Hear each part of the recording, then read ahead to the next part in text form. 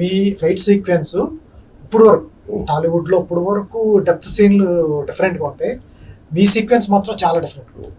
ఆ సౌండింగ్ దగ్గర నుంచి కానీ, మీరు పరిగెత్తుంటే ఆ షాడోస్ పెద్ద పెద్ద షాడోస్ పట్టడం కానీ, మీరు పోల్ని గుర్తుకోవటం కానీ ఇప్పటికీ చాలా మందికి తెలుసు. అసలు ఆ సీన్ ఎవరో మర్చిపోరు. నాకు తెలిసి దానికి చిరంజీవి గారికి ఒక లింక్ కూడా ఒక్కసారి ఆ సీన్స్ ఒక యాక్చువల్గా రాము గారు తర్వాత చెప్పింది నాకు,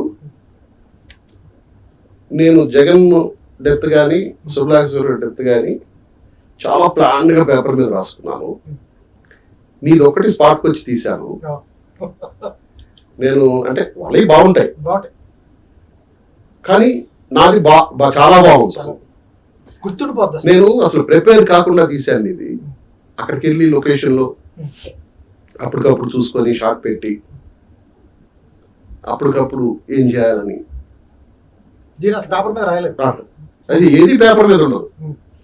ఏదన్నా డైలాగు 4 లైన్లు చెప్పాలంటే అప్పటికప్పుడు ఉత్తేజన ఇదిగో దీనికి ఏమైనా రాయని అని చెప్పి, లేదంటే మమ్మల్ని చెప్పమని ఏదన్నా అలా ఉంటుంది అంతే.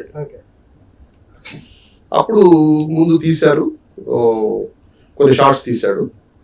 ఫస్ట్ నేను చేసిన షాట్ గేట్ తోపడం, సినిమాలోకి ఎంటర్ అయిన ఫస్ట్ షాట్ వచ్చి గేట్ పట్టుకొని గేట్ తోపడం. ఆ ఫస్ట్ షాట్ లోనే ఆ ఆరోస్ గుచ్చుకొని బ్లడ్ వచ్చేసింది నాకు. ఆయనకి బ్లడ్ అంటే భయం.